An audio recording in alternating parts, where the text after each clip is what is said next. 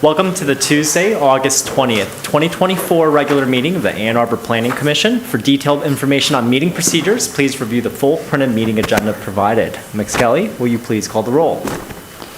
Chair Lee. Here. Vice Chair Weish. Here. Secretary Hammerschmidt. Here. Commissioner Abrams. Here. Councilmember Dish. Here.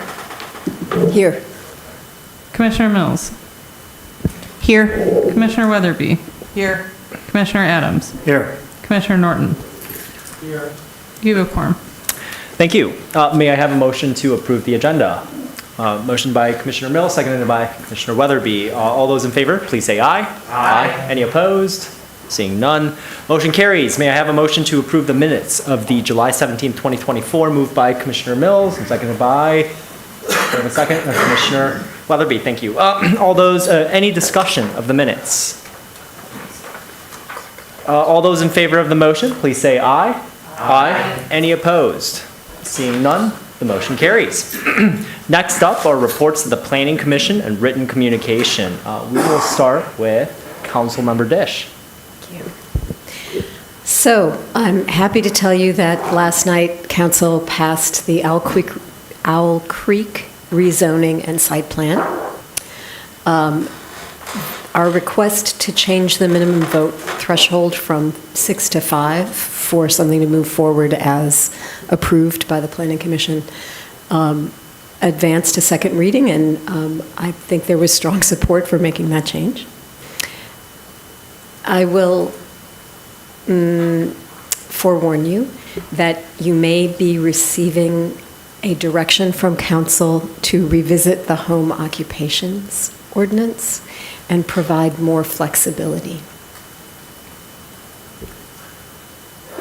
All right, thank you.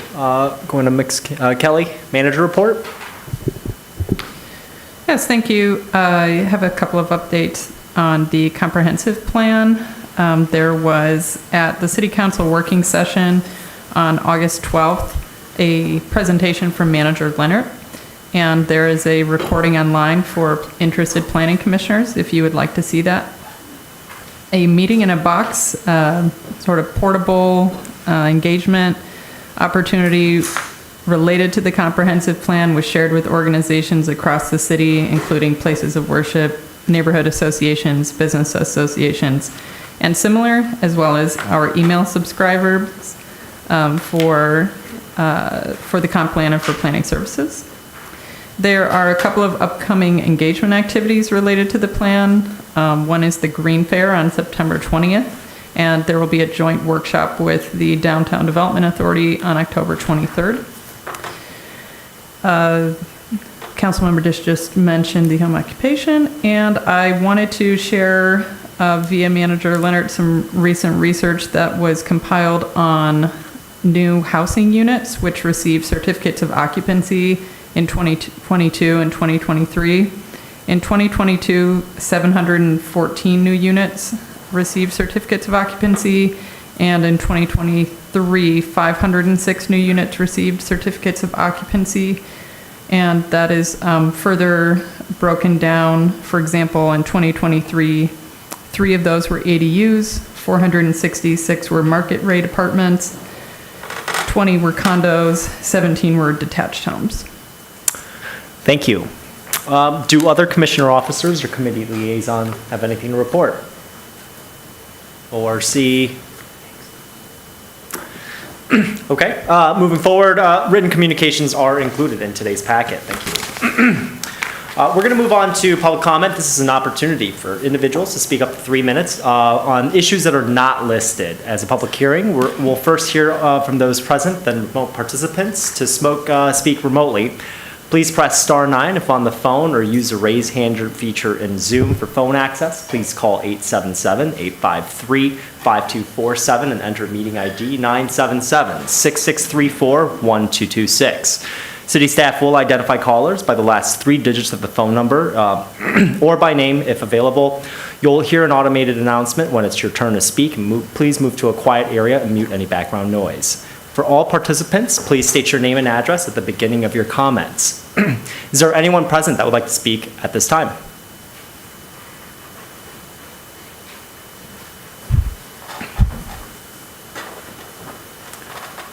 Mr. Garber.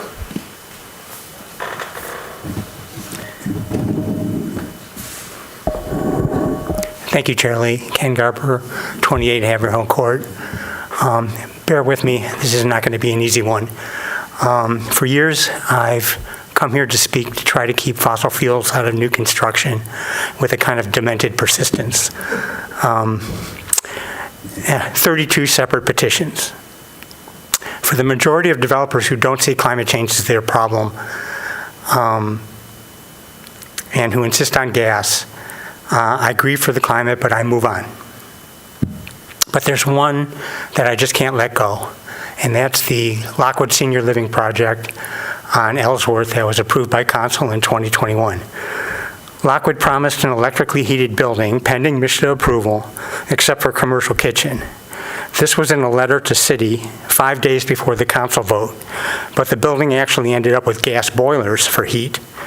And I've told you this story before. Lockwood needed a MSHDA waiver to go electric, and last year Mark Lockwood told you, quote, that waiver request was submitted and was not approved. I found this hard to believe, so I submitted a FOIA to MSHDA.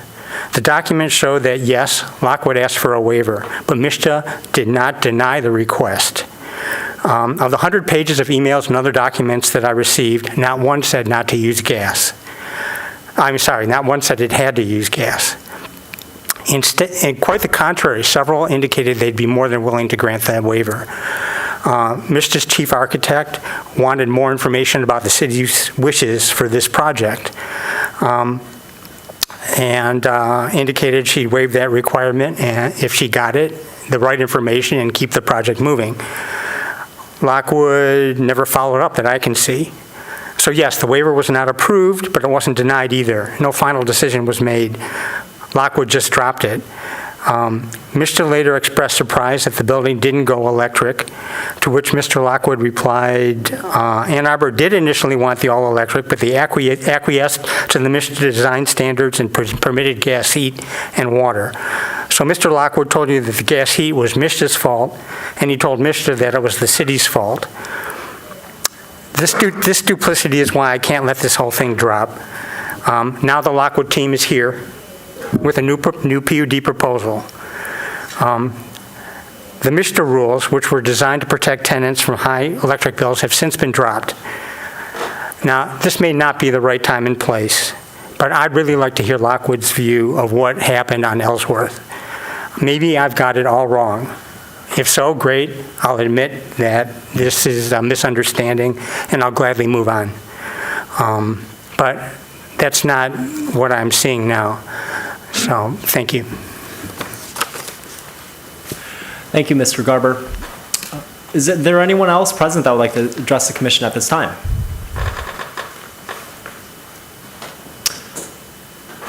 Seeing none, do we have any remote callers?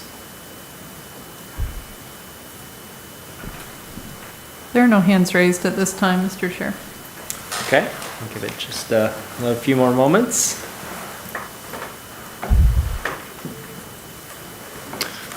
Okay, with that, I'll close public comment. We're going to move on to public hearing scheduled for the next business hearing. So I'll go to staff for that one.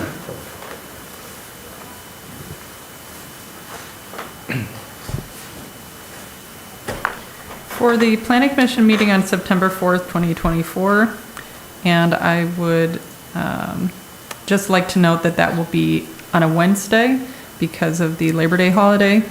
There's a petition for 700 South State Street, a proposal to increase the occupancy of a fraternity from 18 to 28 by internally dividing rooms. No new floor areas proposed.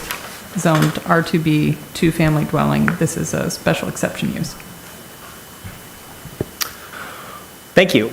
Moving on to section 8A, unfinished business, there are none, so we move right on to regular business. The first petition is 1208 South University Avenue, and for this one, I'll be recusing myself given the fact that my employer has sold the property to the petitioner. So with that, I will hand it over to Donnell Wash. Thank you. Thanks, Chair Lee. I think we will I'll introduce the petition, and then we'll start with the petitioner's presentation, then the staff report, and then a public hearing. So this is 1208 South University Avenue, SP 22-2023. It is a proposal for a 17-story mixed-use building combining residential and retail spaces to contain 186 apartments and 4,598 square feet of retail space. The ground floor will house a lobby, a leasing office, and bicycle parking areas. The site is 0.58 acres, 25,300 square feet, and is currently zoned D1, downtown core, South University character overlay, and primary street type. Staff recommendation for this proposal is approval. We'll start with the petitioner's presentation, and as you come up, could you just introduce yourself for the record? And I think you have 10 minutes for your presentation, and staff will keep check on the time, but I think it goes green, yellow, red. Eric Leith, Landmark Properties, the petitioner. Thank you for having us here tonight. We're very excited about this.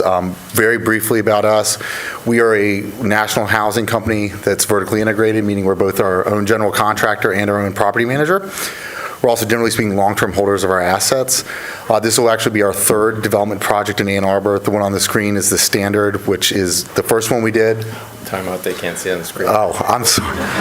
I'm sorry. I can see the presentation, but Yeah, if you'll just Can you see it? give us No. one There moment. it is. all right. Apologies. I can, yeah, there we go. So the picture on the screen is the Standard, which was our first development in Ann Arbor. We still own and operate that project, which we also did with Majewski, the architect, with me here tonight. And then we're under construction right now on 616 Washington Street. We're very excited about this opportunity. Briefly, when we first started this project, we heard a lot of feedback from the community about the existing tenants and the amount of retail we were initially planning. Through iterations of design, we were able to increase the amount of retail square footage where we have today, and have worked to both really to put some of the current tenants back into the building when it's complete, as well as assisting some of the other tenants with relocation to stay in downtown Ann Arbor, which we're very excited about. So I'll turn it over to John, and then I'm happy to answer any questions. Thank you. Great, thank you. My name's John Majewski with Majewski Architects. I'm very excited to be here tonight and to talk about this project. The team on it is obviously Landmark, who just gave their introduction. Midwestern is also with this, and Luke Bonner has been assisting us. The project itself, I think everybody is aware of generally the location, but I think this aerial is probably very helpful to see it and to give it a sense of scale. There was certainly a time when this building could have felt like it was a large building and it was out of scale, but this neighborhood has drastically changed, and we're kind of right in the center of all of that height. And I do believe that this neighborhood's going to evolve even more with additional height going around it. Nothing we're working on, but just based on, I think, where some of the other projects would go. The building did go through design review. We had a very good meeting with them. The suggestions that came from them were really to articulate a little bit more clearly what some of the materials are. We went back and forth with that. I think you'll be able to see in the renderings a little bit more detail that we added to the lower base and to some of the to the brick details. And overall, the idea of the scale and how we went around the entire building was something we did a great deal of work and had a very positive meeting that came from design review. So I think design review was fantastic. We then kind of went further with the project, and eventually I'll get to the point where we had our community meetings. But that did have a big impact. But the building itself is really somewhat of a unique site. It just sits on basically South University, but it does feed from the alley at the rear. Our trash is going to be picked up from the alley at the rear. Obviously, we don't have any curb cuts or trash pickups or anything along University. So what we heard in some of our initial neighborhood meetings was to reinforce the street, get as much retail as we could get up at the street, and absolutely give us a door for the bikes. That was pretty much the first meeting. Second meeting was all about Pinball Pete's. That's a whole other thing I'll talk about. But that was the main goal at that first meeting. I think we've achieved that. We do have 2 levels of parking. They're very limited. We are working to bring back the tenants that are there, so it's very, very good chance that some of them will return. And if the post office returns, it will be important that we keep some of this parking on the first floor for the postal vehicles. The second floor parking is really dedicated for the building itself, but it's pretty limited. We did try to work with the DDA to get more parking in the parking garage in the back, and that was just not something they were willing to do at this time. It's a complicated parking structure. It's owned by the university and the DDA. This just shows you the retail a little bit different. We were encouraged to kind of split it. It used to only be on one side. We split it and put it on two sides. It gives a little bit more flexibility. We located the core at the center, and then design review also kind of wanted us to strengthen the entrance into it, so we did that. There's a ramp off the alley that leads to the second floor parking. You can see that here. Basically loops around. Again, it's not a box. It's a very unique shaped building because of the odd piece of property. As we go up, it becomes pretty clear how the units lay out. We have a slight courtyard which is open to the east as we go up to the top. And effectively, we're set back on all the different sides just because we need to provide windows for residential housing. It doesn't change drastically when you get through the main typical floors as you go up. Eventually, this floor is only different because there is a pool at the top, so we take out one of the units to allow the pool to go down below. And importantly, then we get up to the amenity floor, which reinforces the street front with units, but at the back, all the amenities face to the south, as well as the pool deck. And then above that, which is the amenity, we put as much solar as we possibly could. I think you all know we've been very supportive of solar on all of our projects, from Hoover and Green to Packard, to really trying to maximize it. We do have rules we have to follow. We can't get closer than 4 feet to the edge of the wall.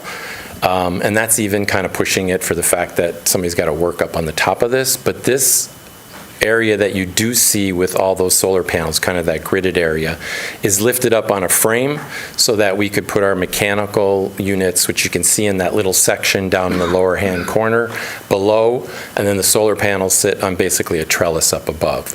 We've tried to maximize that as much as we possibly can in that area, and that's how we've come up with the number of solar panels. We do have to work with the rigidity of the solar panels, but they fit, I think, very, very well. So this would be a pretty dense rooftop of solar. We do have an amenity space. I mean, that's important to us. We can't put solar over that because we do want to have some light. Obviously, around the pool and the places that people would sit, there does happen to be a few little trellis structures. We talked about solar on those, but it was so limiting that it just didn't really make any sense. The units, I think we already kind of talked about the size and scale. The total parking may have been mentioned. I'm sorry, I just don't remember, but that's 77 spaces. The total height is below the 195, which is permitted, and it's 17 different levels, as was explained.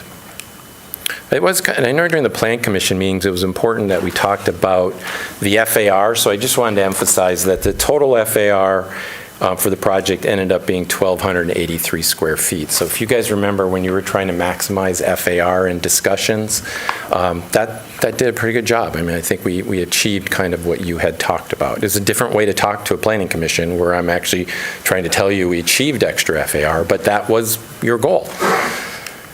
The building, this is just showing you the rendering. From the outside, architecturally, we wanted to strengthen that corner that looked to the campus. Those are basically units and living areas. That's somewhat of a glass wall, basically floor-to-floor glass that runs up that entire corner. The base you'll see next, it's what's all brick. We divide it, we get up above, which is not only required by some of the zoning rules, it was also a request from design review, so we addressed that. They talked about setting that piece that separated the two from the 3-story building to the upper, higher building with something that could delineate it and clearly divide it, so we're using black metal panel for that.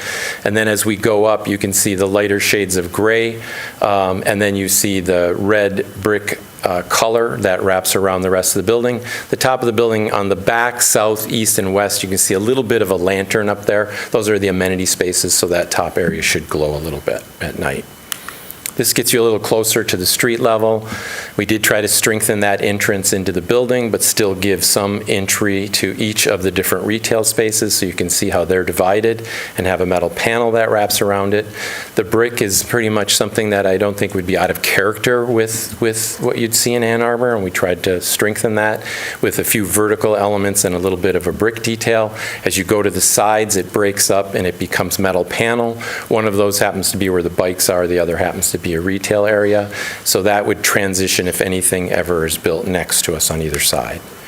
The elevations are pretty straightforward. Hopefully you can just see a little bit more detail, give you a sense of height, and then how that trellis structure works at the very top of the roof. It doesn't show up in the standard rendering I just showed. Obviously, if I move far enough back, it will show up, but it's pretty limited, and we're trying to do it very thin and have it be very light. See us wrapping around the building, looking basically at the south at the back. There's just 2 garage doors at the base. One's for one parking level, one's for the other. The trash is contained inside the building, and then we have a trash outdoor area for pickup. And then this is just giving you the section and the different heights. 3 different neighborhood meetings that we had. The first one, as I mentioned, was pretty straightforward, got some really good impact. The next one, I don't know how many people there, somewhere between 200 and 300, and I'm not kidding you. So if you ever have a question if a neighborhood participation meeting is helpful, I can tell you it is. It got everybody at the table. We worked together. We had a second or third one on May 15th, and it was all about Pinball Pete's. So I talked about architecture, but nobody cared, so we talked about Pinball Pete's. And I think we can talk tonight to let you know that that's all been resolved. If you have any questions about that, we'll be more than happy to let you know. The owner of Pinball Pete's is here with us tonight, and my time just ran out. Pretty close, I think. Oh, I didn't even get to talk to you. You can go ahead. You want to know about LEED and everything else. Go ahead. You can finish. Yeah. Okay. When we think about a project like this, the goal for us is to have as much solar as we possibly can. We know that's important to you in Ann Arbor. It doesn't help us as much when it comes to LEED as I wish it really did. It's not a lot of points. It's very unfortunate. And that's one of the reasons why we still are telling you that we're going to do a LEED gold equivalent. That's not easy. I just have to let you know. And I know everybody would love to see it go further than that, but it's very hard in individually controlled residential units. We have maximized that solar array at the top of the building. We are doing an all-electric building. We haven't heard any reason why we can't, so we are anticipating doing that. We have stormwater detention for all of our material, all of our stormwater with permeable storage tanks within the building. As usual, there's a contribution, which is always substantial to the Park District. We're providing 50 bike spaces in that room directly on the first floor. That's very valuable space, but the message was that we have to find some way to get some bikes on that first level. Then we have 65 bike spaces located within units.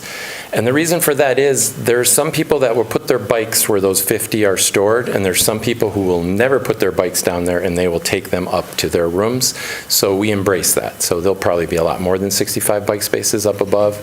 And we acknowledge that, and we permit bikes to go up and down the elevators. Parking is all within the building. We'll meet all of the requirements for electric charging stations, and we've basically 8 are required right now. The rest are future-proofed. That's all part of our calculation. Obviously, we'll build this out of green materials, and we'll need to get that LEED gold. And things like Energy Star appliances are just kind of a must now, so we'll have those. So that's it. I want to say thank you and appreciate the few extra minutes. Sure. You're welcome. And now we'll move to the staff presentation. Mr. Kowalski. Thank you. Good evening, everybody. So petitioner did a good job presenting the basics of the proposal. I just want to touch on a couple of the highlights, really. The main issue before you, again, is approval of the site plan. It is a site plan that is for planning commission approval. It does not go to city council. However, the development agreement, which is tied with the site plan, that does need to go to city council for final approval. A couple of highlights issues. There are 186 dwelling units, which equal a total of 716 bedrooms. One of the key features, or a notable feature in this petition, is the range of units. There are studio micro units all the way up to 6-bedroom units. So staff looks at that as a favorable assortment and mixture of products presented. Also, as was presented, the 17th floor, the roof is largely solar panels that are covering that. That is to comply with the sustainability component, which gives that the bonus of the 30% height, which, as well as with the all-electric building, that does qualify for that sustainable bonus. Couple of other key, it was already mentioned, but some of the changes initially when the project was proposed, some of the comments from staff as well as design review board were already touched on by the applicant, but some of those were about the retail space, increasing that retail space along the frontage of South University, as well as making accessible bike parking. That's key because I've seen that on other recently inspected projects, on some with a the bike parking was moved towards the back. It's just not utilized as often. So I think having that key near the front and near the front entrance is absolutely a really good thing, and it was a great redesign feature that came out of staff comments. Let's see, the floor area was also mentioned, but I did want to touch on that because that was obviously a direct result of actions taken fairly recently by the Planning Commission to remove that floor area cap on there. So you can see it truly took advantage of that, as well as with the sustainability bonus.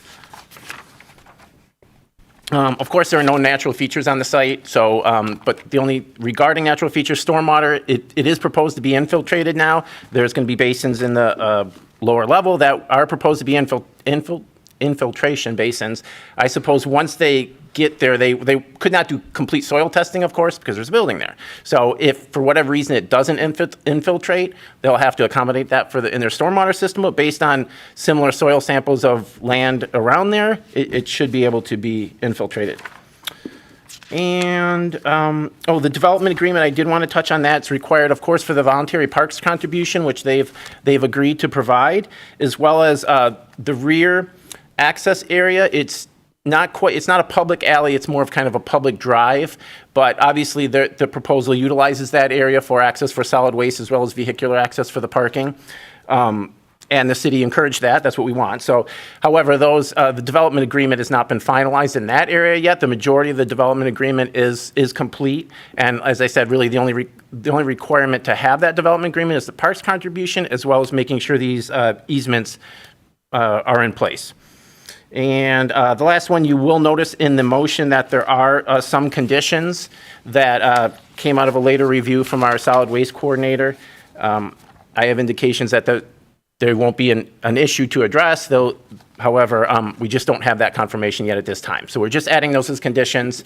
And again, the petitioner could add if they don't feel that they could comply with that. But the indication I've gotten back so far is that there's going to be no issue with that. So. And again, so staff is recommending approval, and if Planning Commission does recommend approval, we will schedule the development agreement for City Council action in the next month or so. Thank you. Thank you, Mr. Kowalski. We'll now move to our public hearing. This is an opportunity for individuals to speak up to 3 minutes on this item. We will first hear from those who are present in the chamber, then we will hear from remote participants. To speak remotely, press star 9 if on phone, or use the raised hand feature in Zoom. For phone access, call 1-877-853-5247 and enter meeting ID 977-6634-1226. City staff will identify callers by the last 3 digits of their phone number or by name on Zoom. You will hear an announcement when it's your turn to speak. Please ensure that you're in a quiet area and mute any background noise. For all participants, please state your name and address at the beginning of your comments. Is there anyone present who would like to speak at this time?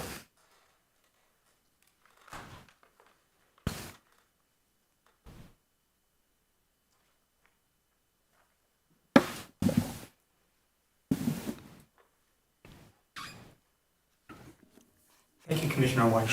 Ken Garber again. I think just a couple of points based on Mr. Majewski's comments, questions rather. He talked about LEED Gold equivalent building, which is great, but why not LEED Gold certified? Just a small question. All electric building, which is even greater. What's the heating system? Are we doing some kind of VRF system? The most efficient solution, or are we doing VTAX or some kind of individual unit-based heat pump? So those are my questions based on Mr. Majewski's presentation. By the way, John Majewski is the architect on the 2111 Packard project, which is an excellent all-electric, transit-friendly building now under construction. So he has my highest respect for that one. I think there is some confusion, though, about the height bonus this project is claiming. This is the 30% height exception that lets them go 195 feet instead of the 150 feet. That's normally permitted in D1. According to the site plan narrative, it's the rooftop solar and LEED Gold that enables the extra height. But City Council eliminated the LEED premium bonus last December in the process of removing FAR limits for D1 and D2. So it's actually solar plus building electrification that triggers the 30% extra height. And it sounds like they've nailed it. According to the staff report, the petitioner has obtained a copy of a will-serve electric capacity letter from DTE. Sufficient capacity does exist to support an all-electric building, end quote. So my question is this. Since the solar and electrification are a done deal, which is great, why aren't they in the development agreement? Both elements were in the development agreement for Owl Creek, which council approved last night. I think they should be in this one as well. I'd be grateful if some commissioner perhaps raised this question during discussion.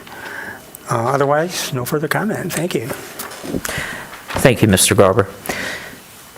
Is there anyone else present who'd like to speak at this time?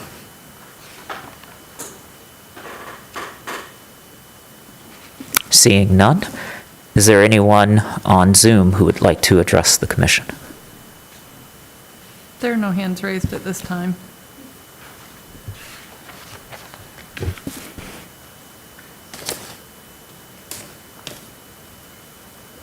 Given no commenters from Zoom, I'll move on to the proposed motion.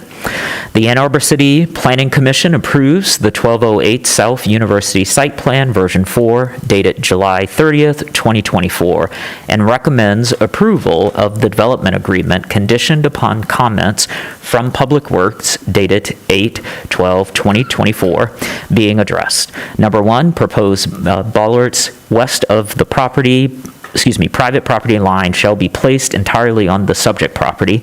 2, the proposed replacement city light shall be placed in a location that is not on top of the public stormwater. And 3, necessary easements, licenses, and agreements have been identified and recorded in the development agreement.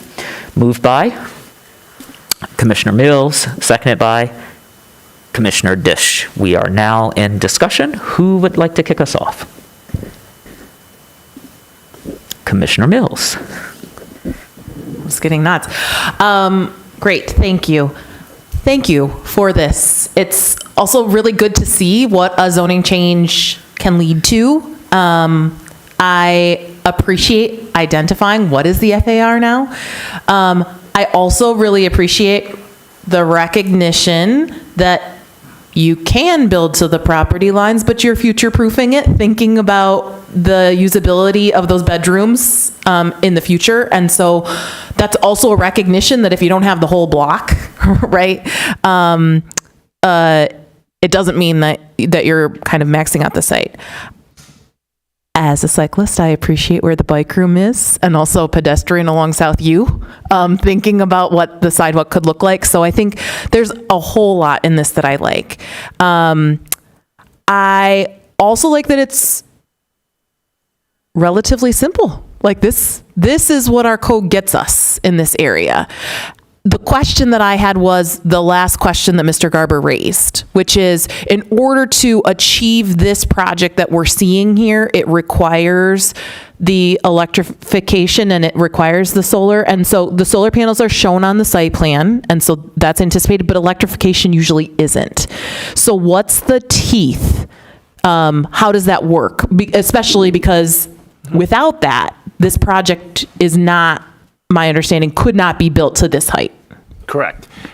So that's a great point. We do typically, because it's a zoning requirement, so both of those items are identified in the zone, in the UDC, as requirements for that height, the solar as well as the all-electric. So that is why it wasn't in the development agreement. Typically what we put in development agreement are not necessarily code items, they're above and beyond. It is something that could be added, but again, typically it's like the park's contribution and maybe easements that are a little bit above and beyond code. So that's why it was not in the development agreement, but basically if it's not done, that's a violation of zoning. Great.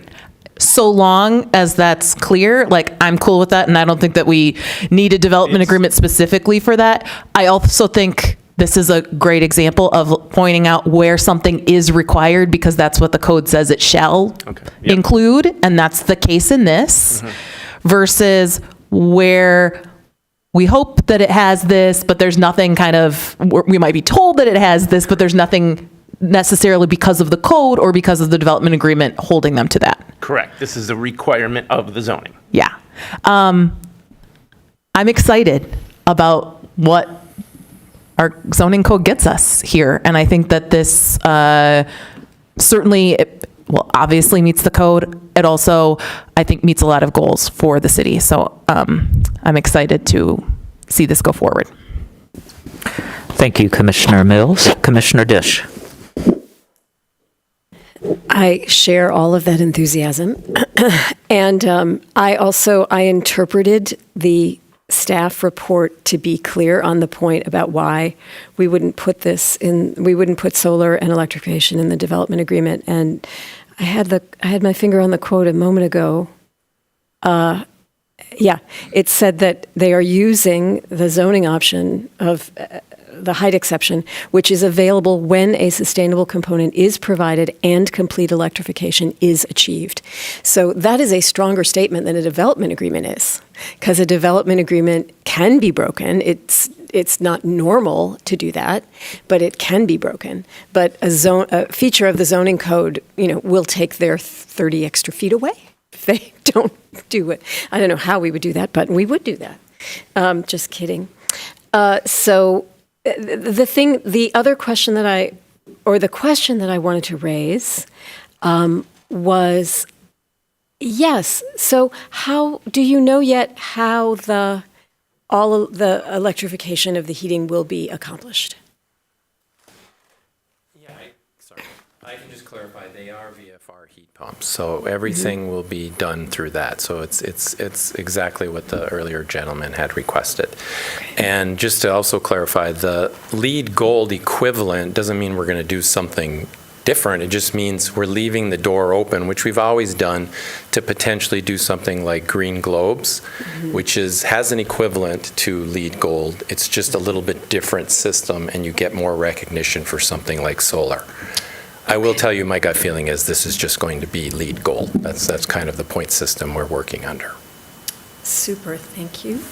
And I know, did he have another question? I think I answered him. But if there is, let me know. No, you covered them both. And I am curious about what happened to Pinball Pete's. So if anyone wants to speak to that, yes, inviting you, yes. Hello, Ted Arnold, Pinball Pete's. We have all come together with the Landmark crew, and I have signed a lease. I'll be moving to 500 East Liberty Street, the John Carver Gun Building. We're extremely excited, and hopefully we'll have some plans, I'm told, done Friday. So we're moving forward, and we're going to have ground level as well as lower level. So it'll be very similar to our space on South U, but we'll also have foot traffic that can look directly in, and I dream about it every night. Any questions? Looking forward to it. Thank you. It's a lot pleasanter than what I'm dreaming about. So the semester is coming. I think that's all. Yeah. Thank you, Commissioner Dish. Any other commissioners? Commissioner Weatherby. So this is purely on the looks of it. I like the looks of it, and I've always hated the Galleria. So ever since it took over the campus theater back in my day. So I think it's I think you've worked to kind of incorporate several of the buildings there, and I think South U is actually getting to be a fairly distinctive look that is different from what it was, but I think it looks nice, and I think, if you think about the students coming in now, this is the South U that they know, and I'm really excited about Pinball Pete's in the new space. I think it's an awesome space, and dare I say, a better space than what you have now. And I know that's, don't want to say that too loud, but I think it's going to be a really good, so I really appreciate not having to hear 200 people talk about pinball Pete's, but, so I really appreciate all the work that you've put in and that you've collaborated with, and I think this is where you can really get win-win situations, and I really appreciate all of you for working together, and the community for coming out and saying, hey, this is important. And also I think the community needs to go to the new Pinball Pizza and make sure that it stays around, and also the new retail that comes into this space. So I just wanted to commend you all for working on that and to do something that I really think is a win-win situation. So thank you. On that note, Hold on, sorry. I'll go to a commissioner and then I'll come back to you. All right, thanks. Thank you, Commissioner Weatherby. Commissioner Hammerschmidt. I'll let him go ahead. I want to hear what you had to say. That is your Go right. ahead. Yeah. So, I have the marquee from the campus theater, and I'm getting the neon redone, and that will be part of the interior look of the new arcade. So that, and I also collect antique advertising, and it should be stunning. Okay, that's Just wanted you to know. We're all going to the grand opening field trip. Thank you very much for bringing this project. One of the first things in the staff report that stuck out to me, as you pointed out, was the range of units. I also saw that as extremely favorable. Clearly, this is a very student-centric area, but I think the mix, I mean, a third of the units-ish by my count are studio and 2-bed. So I think young professionals who really still want to be in the mix of things but don't want to live with 5 other roommates could likely see themselves here. And I think it's really important to have that diversity in unit type. So parking and then bike parking in the units, I'm just curious, how is that being allocated? So which types of units are getting these in-unit bike spaces, and then is parking like a la carte, or or just open, or how are you thinking to handle that? Yeah, parking would be unbundled from housing. That's the word I was looking for. It would be a la carte, and there's, it's only essentially 10% parked, so we are anticipating that there would be some overflow demand for the parking garage behind us. Again, the way the DDA operates that garage, we weren't able to secure space in there now, but we are in conversations with them. In-unit bicycle parking, I mean, what we did at the standard is every single unit has a bike rack in the unit there, in addition to an on-street bike room on Main Street. So I think the bike numbers that John said are kind of viewed as more of a minimum. What we found in operating other properties is if you don't give residents a place to lock up their bikes, they lock them up places where you don't want them. So we try and be thoughtful about making that as available as possible. So, but the in-unit bike parking is literally just, pre-done bike racks that we mount in units, and then we'll also sometimes do bike rooms throughout the building. So if somebody wanted one that wasn't in a unit, could they? Sure. Okay. Absolutely. Cool. Yeah. I'll just comment on the LEED Gold equivalent versus certified from my perspective, and I've done a lot of research on certification systems for sustainability and health. I think certification itself can be really, really cumbersome. I appreciate any developer who wants to at least use the structure of any of these systems to guide the design of the buildings. So yeah, thank you again, as Commissioner Weatherby said, for all of the hard work you did with supporting local businesses, and I'm very excited to see this project. I think it's a beautiful building. thank you, Commissioner Hammerschmidt. Any other commissioners?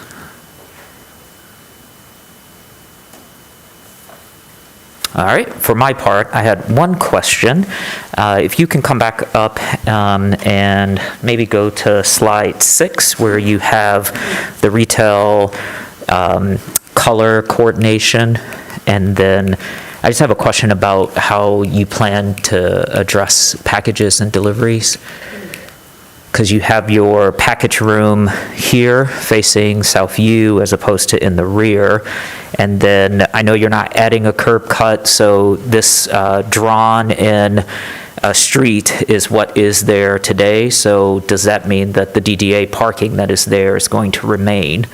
So then if that parking's going to remain, how will deliveries be handled? Because this is a very tight street. It is. And so we're still, I think we're 95% of the way there on working out a deal with USPS to come back into this building. And as part of that, we've been designing this interior garage with clear heights to be able to allow truck access into the first level of the garage. So we are anticipating internal circulation for that.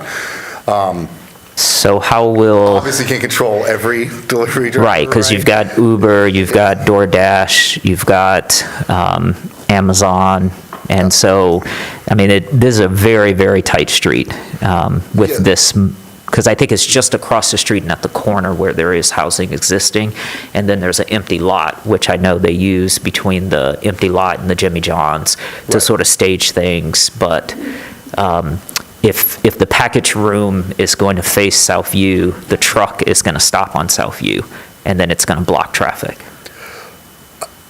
I think our goal, and obviously, this is going to have to take some work as the operations team, and we manage our own properties, but I mean, the goal is to try and steer those kind of deliveries not onto Southview, either into the building or through the alley that's not technically an alley, but is kind of an alley. And so that is the goal. Yeah, and I think I could add that I'm not sure everybody's aware of it, but if you look at the slide that's here right now, behind the kind of area where the trash is, that area has been secured now by Landmark. So they effectively have a piece of land that they were previously just going to put their trash on, but now they actually own it. They can't build on it because the city's got a lot of infrastructure underneath it. They might be able to build on the eastern half for a foot or something, but so that does give way more flexibility than we had before for a potential loading area, but that's not necessarily the intent. The idea for sure of trying to get more and more loading on the front is something we fought with and worked with the DDA, and we got really close, and then it was taken away from us. Parking was too important. So that still is basically going to remain, and I don't think Scott was a part of that. I don't think anything's going to change, right, Scott, as far as in front? No. Yeah. But I will add that in the back where the parcel that was just secured, the curb is going to be removed. It's going to be a mountable curb that will facilitate the ability to pick up dumpsters. Also, it would facilitate the ability for drop-offs in that area as well. And now that it's under complete ownership of our clients, that's a possibility. And that is a turn of events that just happened this week. So. And we have allowed access at the very back to be able to come in through the parking garage. And we also want to find a way to encourage rideshare pickups where that drop-off area is in front of what I refer to as the transformer park back there, because there's a space available for that. Okay, thank you. Staff. So all of the deliveries and stops are going to block the street. Maybe. I mean, that does happen. That's correct. There's nothing that I think the petitioner's done as much as they possibly can to encourage that. But again, at the end of the day, we unfortunately, as you know, we do see it all over the downtown. The Amazon stops where they want to stop. I haven't heard about it as much on this. We do eventually hear about those things, although they're not under our enforcement ability or jurisdiction, of course, that parking enforcement, but we do tend to hear about these things with new projects. We don't hear as much on Southview, I think because Southview is so narrow, they don't tend to park in there because they're literally blocking all lanes of traffic. It happens a lot on Huron because they can block one lane. But other than that, I really don't have a good answer for you. I'm sorry. Okay. We can do as much as we possibly can, but... Yeah, because I'm in this area a lot, and it is a very tight area. And because of the empty lot and the alley between the Jimmy John's and that empty lot, that's where a lot of this is being staged right now. But if that gets developed, then so it's just sort of foreshadowing that we're going to have a problem with flow on this block. Yeah, I mean, I think, again, as was mentioned, one of the good things about this proposal is that rear access area that they do have. But how will anyone know to Yeah, you're right. I think access eventually it? residents do pick up upon that, and I would hope, and maybe even Amazon drivers, but I don't know how they cycle the same drivers over and over or not. Sure. But, Okay. But you're absolutely right for it to be a concern, but unfortunately, that's kind of going to be an growing concern with all of our buildings down there, but. Okay. I did have someone in city staff stop me on the street, asked me if I was a planning commissioner, yelled at me for a few minutes and said, when you all approve these student developments, please fix the delivery drop-offs. They're a pain, they're a pain, and they're a pain. They use some very colorful language, but they understood the limitation of what I could do, but they wanted to make sure it was there, so. Well, I mean, I think the best things we can do is to plan, if they do have internal areas, an access garage is exactly like what the applicant said, to make sure that at least the trucks can go in there if they want Okay. to. If I could just That's the add, best. Thank you. Mr. Weiss, that the DDA is undertaking, I think they're wrapping up, if they haven't wrapped up already, a circulation study that would include extra attention for loading zones and exactly this type of thing in a comprehensive way. So perhaps we could get them in front of you all, maybe at a working session for a presentation on that. That would be great, and I would love to ask for that officially. All right, any other commissioners?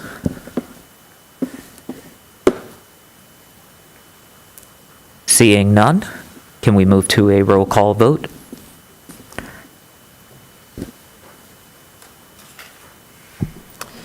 On the motion as presented, Weiss, Yes. Hammerschmidt, Yes. Abrams, Yes. Dish, Yes. Mills, Yes.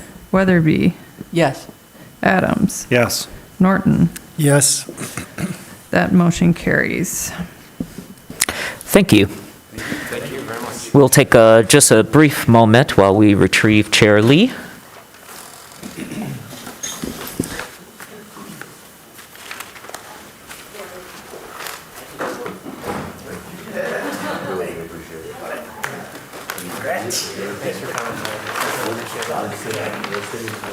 Nice job, Josh.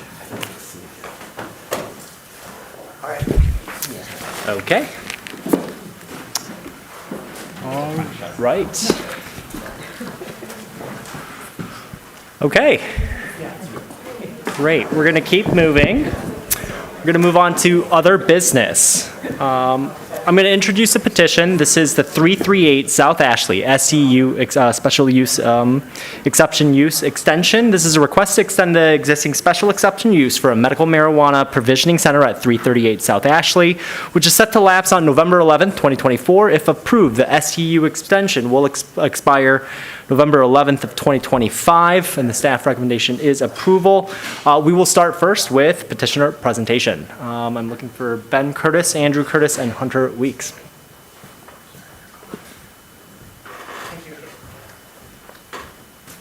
Good evening, council members. I'm Andrew Curtis.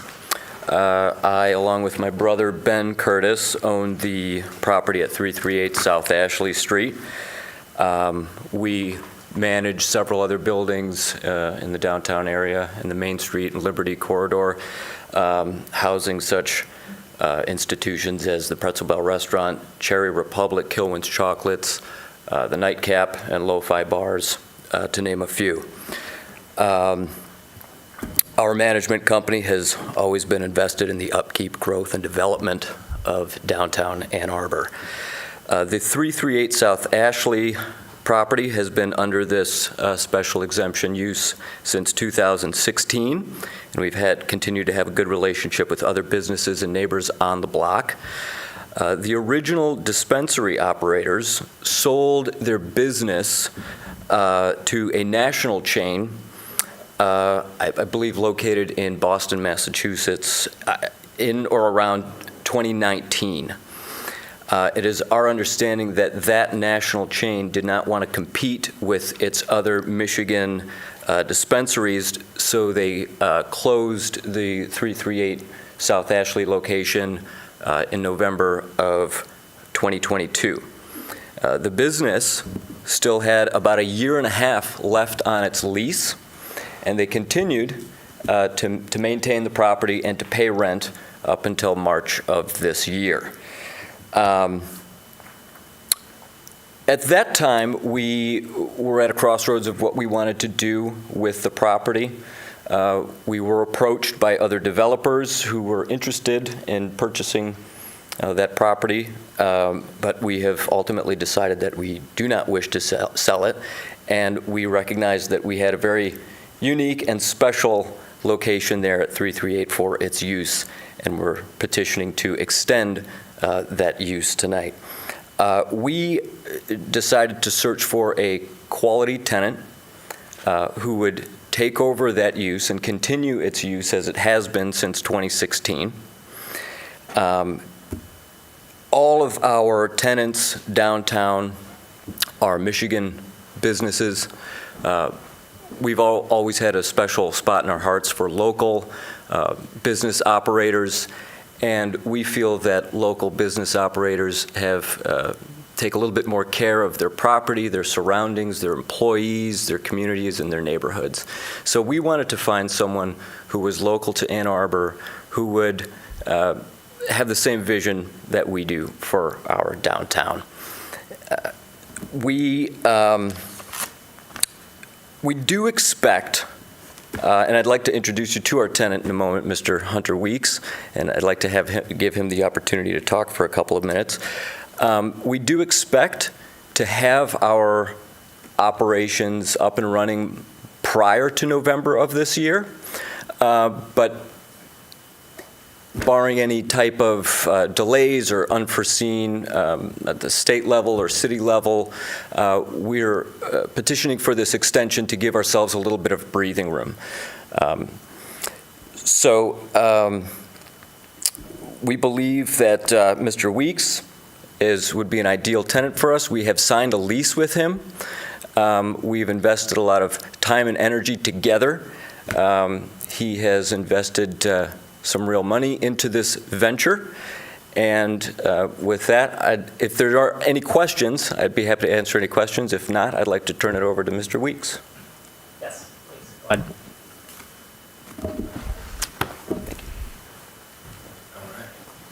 Hi, everybody. How you doing tonight? Good. Nice to meet you. I just wanted to come in tonight and just introduce myself. My name's Hunter Weeks. I am an Ann Arbor resident. I live on the west side. My wife, Robbie, is back here as well. My background for the last 2 decades, I've been in corporate sales and technology.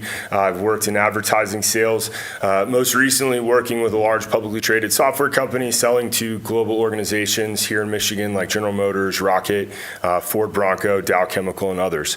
I found this opportunity as I'm getting older and looking for something that's a little bit more of my own after being in corporate America for quite some time and dealing with the ebbs and flows of that. And before that, I was in music and hospitality all through my 20s and was looking at a really fun, creative, kind of unique business that I could potentially start and have on my own. So we found this opportunity. I met with Ben and Andy a few times, kind of saying, what's the catch? Why is this not operating? Why hasn't somebody come and bought this already? They really said, we care about this. We don't want to just sell and turn this into condos. We want to find somebody to run this that cares about it. And so our vision for this place is to open up the dispensary again, to open up the building right next door as a consumption lounge, which it was approved for before, and really make this a very unique, cool thing to downtown Ann Arbor. The name of the LLC is the Jungle the Jungle House, inspired by the Jungle Room, which is a room at Graceland at Elvis's house, but also a play on house music, starting and living and breathing here in Southeast Michigan. And the vibe is we want to create lush, we want to create greenery, we want to create a really exciting space that's visually appealing, that makes the block look awesome, work with local artists to decorate some of the side of it, but really make it a place that's special and unique to Ann Arbor that certainly we can be proud of and the owners of the building can be proud of. So we have started working through the licensing process. We will be submitting the license locally here. We're working with the state process. We are brand new to this, so I look forward to working with you all potentially, moving forward here. But we do have that process started. We are hoping to be open by November. But like Andy said, this is really just to be able to buy some breathing room should we hit any speed bumps along the way. But other than that, I'd be happy to answer any questions. But I appreciate meeting everybody. We're excited to be working with you and hopefully bringing a really cool, awesome, unique business to downtown Ann Arbor that's special to this place. So, yeah. Thank you. Thank you. Great. All right, we're going to move on to staff presentation. Planner Mellon Corcoran.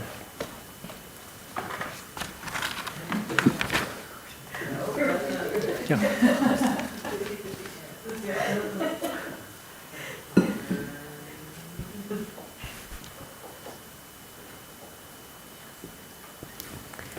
so like was said from the petitioner, they are requesting an extension of the SEU, so this is just an extension, at 338 South Ashley to operate a medical marijuana provisioning center. There is, as you can see on the map, an existing about 1,000 square foot building there, and it is zoned D2. So this is a little bit different, just the extension. So I'm just going to give a little bit of background. The original SEU was applied for in 2018, and it was approved by the commission at their March 20th, 2018 regular meeting.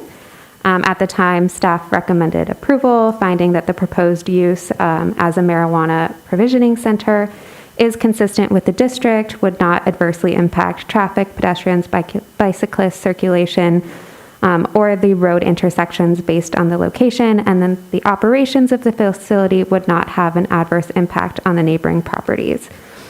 So this was approved March 20th, 2018, and the conditions that were placed on this were that the petitioner obtains all necessary licenses and permitting, and that the petitioner opened the marijuana business at this address within the 3 years, which both of these conditions were satisfied on February 7th, 2019. As was mentioned as well, the most recent medical marijuana provisioning center to operate at 338 South Ashley closed on November 11th, 2022, which initiated the process for lapsing that is set forth in the Unified Development Code. So per the Unified Development Code, the Planning Commission can extend the SEU for a 12-month period if 3 conditions are met, and these are all detailed in the staff report, but just to go over them. 1, if the applicant requests extension within 24 months of the date on which the use ceased to function, which was November of 2022, the applicant did request the extension within the 24 months. The active use of the property is anticipated to restart within 12 months of the request. Based on the submitted materials and the petitioner presentation, they are in the process of working to open a new business there, and active use is anticipated to restart within 12 months. And then 3, that the anticipated active use of the property will comply with all of the criteria applicable to the initial approval of the SEU, which they have said is also going to be the case. So that is the overview, and staff does recommend approval. Perfect, thank you. We're going to move on to public hearing. This is an opportunity for individuals to speak up to 3 minutes on this item, and we'll first hear from those present and then remote participants. To speak remotely, please press *9 if on the phone or use the raise hand feature in Zoom. For phone access, please call 877-853-5247 and enter meeting ID 977-6634-1226. City staff will identify callers by the last 3 digits of the phone number or by name for Zoom users. You'll hear an automated announcement when it's your turn to speak, and please ensure that you're in a quiet area and mute any background noise. For all participants, please state your name and address at the beginning of your comments. Is there anyone present who would like to speak at this time?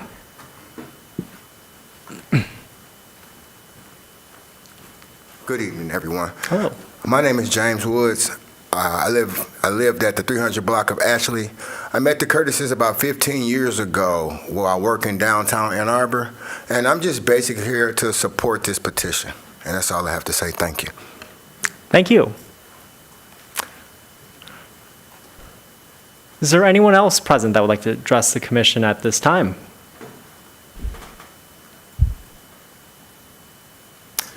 Seeing none, do we have any remote callers? There are no hands raised, Mr. Chair. Okay, I'll give it 2 more seconds.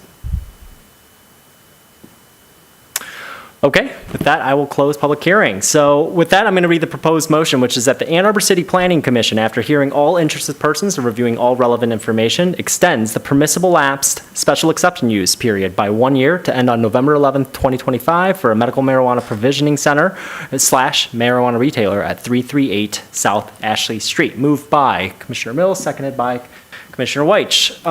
We're in discussion. Would anyone like to kick us off? Commissioner Weich. Just a quick question on the the space that's next to you, is that a city park or is it a park that you donated or like land that you own that you donated to the city? To the south. Yeah, sorry. That is not our land. It wasn't your land? No, Okay, it's all right. city land. Okay. And I believe it's part of the plans for the green zone that's going to, the green belt, the greenway that's going to go through there. Great, thanks. Councilmember Dish.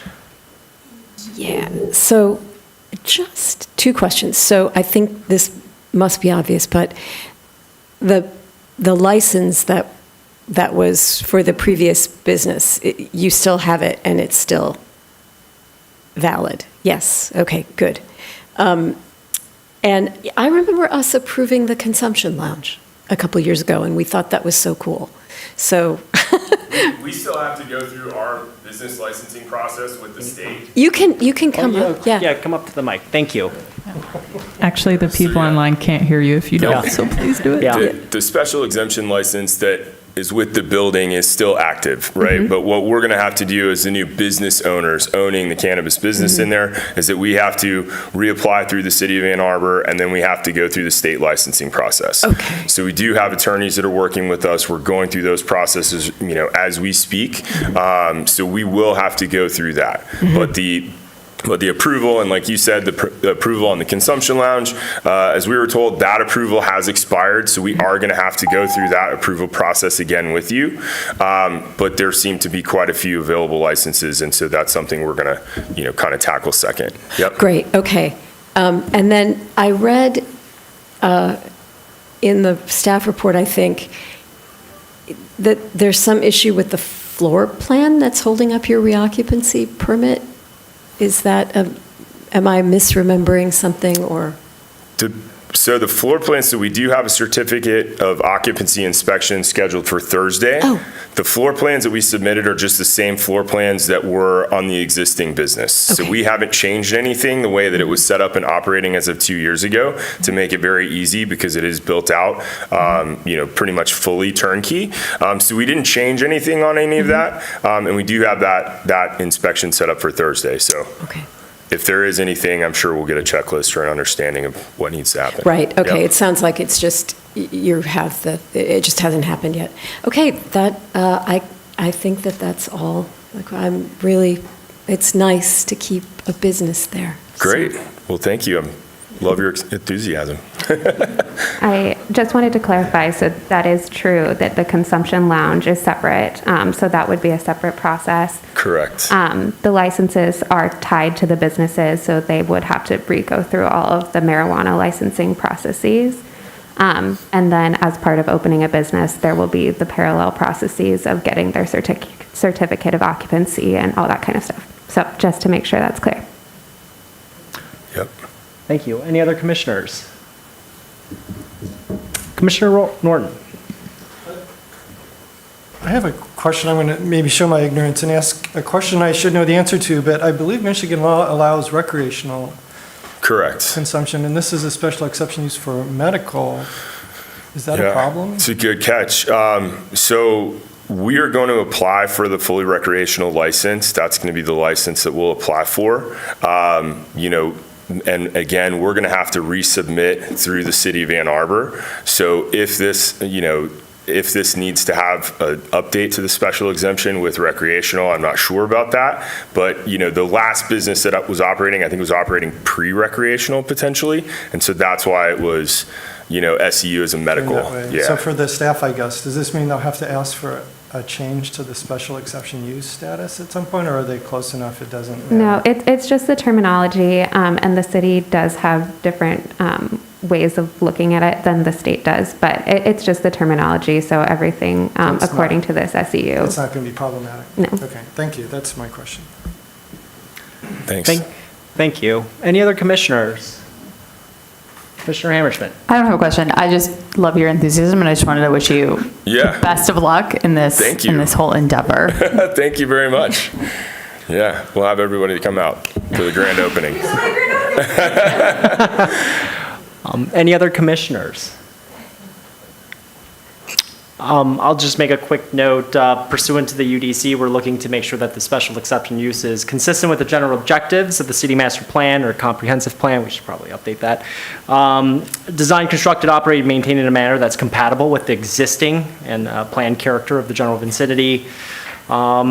Not detrimental to use, peaceful enjoyment, economic value, or development of neighboring property, and then will not have a detrimental effect on the natural environment. I think we went through all of these criteria when we were discussing the overall consumption lounge. I remember being here for that. So with that, I don't necessarily see how there's any kind of detrimental effect, and I would be in support of this one-year extension. So any other commissioners with final thoughts before we move to a vote? Okay, with that, we'll move to a vote. Thank you. Great. Staff? On the motion as presented, Chair Lee, Yes. Vice Chair White, Yes. Secretary Hammerschmidt, Yes. Commissioner Abrams, Yes. Councilmember Dish. Yes. Commissioner Mills. Yes. Commissioner Weatherby, Yes. Commissioner Adams. Yes. Commissioner Norton. Yes. That carries. All right, motion passes. Thank you and good luck. Thank you. Yeah.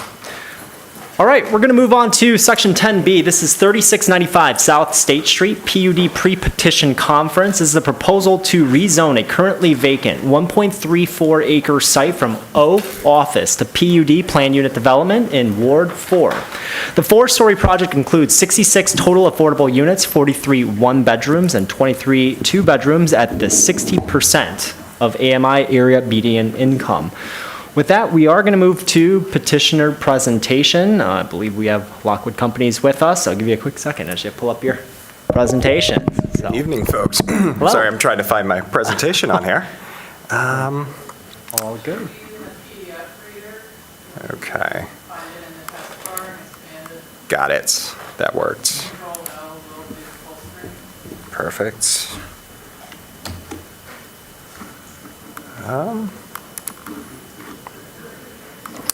Okay, I have it up here. Control O.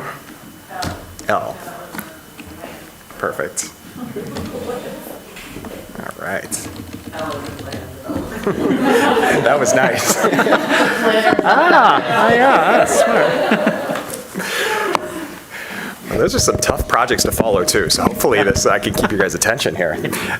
So good evening, folks. My name is Stephen Drone. I'm with Lockwood Development Companies.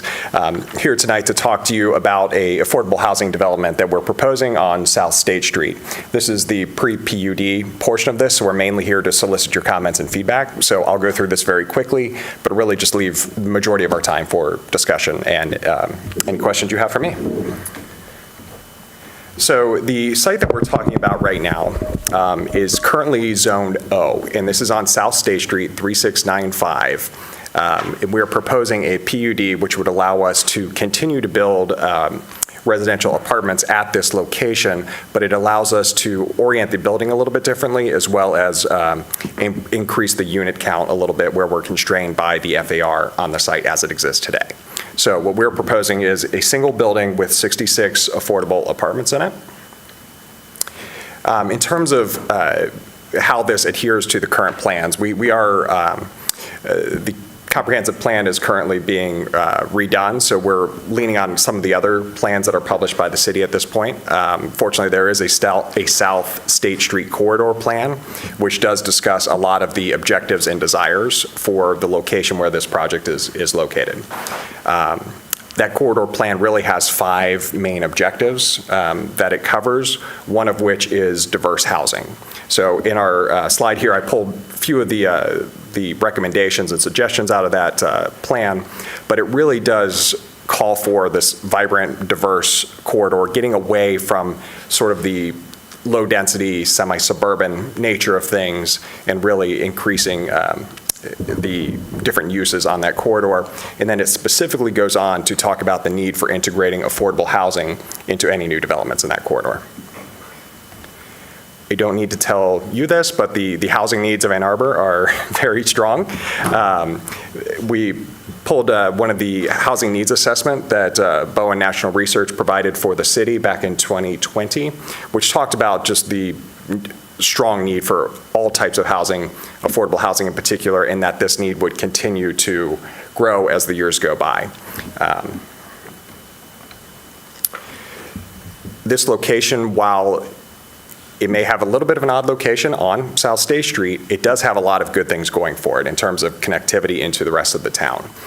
So outside, directly out front of the site is a bus stop, so this would connect it into the transit center, as well as then letting folks branch out to other municipalities if that's where they work. There's also a non-motorized hike-bike trail directly in front of the property as well. So folks will have more than just their car to be able to access the broader community. The development will have a lot of benefits, and chiefly among those is the affordable housing component of this. So this will be 100% affordable, and it will be affordable at the 60% of the area median income level. We didn't speak much about Lockwood, but Lockwood is based in Southfield. They've been around since the 1940s, really got into the development of multifamily properties beginning in the 1980s and 1990s, currently operates 26 communities throughout Ohio and Michigan with over 3,100 units. We do develop, construct, and manage our properties ourselves, fully integrated. With the affordable housing developments, we are at a minimum 30-year commitment with all of these. So we design and build them such that they will stand the test of time, that they will be durable, that they will be well-maintained, and that we do have our own property managers on site to keep up with that. We'll look at the site plans a little bit, but we are trying to incorporate as much outdoor space as we can for the residents here. It is a very compact site. We're just under an acre and a half. So every unit will have their own outdoor balcony space, and then we're trying to, as we lay out the rest of our site, we'll continue to get into working any sort of plazas, courtyards, things like that into the development. Green building standards. This was something that came up in a prior discussion tonight. We are pursuing a level of green certification in affordable housing. The enterprise green communities is typically the standard, so that is our target for this one. We are incorporating EV chargers and bicycle parking into the development as part of the recommendations that have come from city planning through our various different discussions there. So zooming into the location itself, so we are just under I-94 in the State Street corridor here. We added some of the surrounding uses, which I can touch on more if we need to, but those are just there for your reference. So then the development itself is a single building, 4 stories, 66 units. We have certain site constraints that we need to work around. There are existing utility buildings in the back of the site. DTE and AT&T have a facility there, so we had to work around those and the easements that serve that, as well as some of the easements on the front side of the property and the hike bike trail out front as well. So that's kind of how we oriented the building in this way, trying to put the parking back behind it as much as possible. Our parking counts were at about 70 spaces in this version, and we are balancing several different objectives and needs with the parking here. So from our conversations with city planning, there's a desire to have a lot less parking spaces. We are working with the Michigan State Housing Development Authority, which requires 2-to-1 parking spaces. So we're trying to balance those two. So that's kind of how we landed on this 70 spaces, not only in terms of what can physically fit on the site, but trying to make sure that we're satisfying as many of our constituents as we can. So this just gives you a little bit more look about how the building lays out. It's very straightforward, L-shaped building with an elevator corridor in the middle. We'll have our leasing office and amenity spaces on the ground floor, in the corner out towards State Street, and then the apartments stack above there. So we are looking at 1- and 2-bedroom apartments in this case.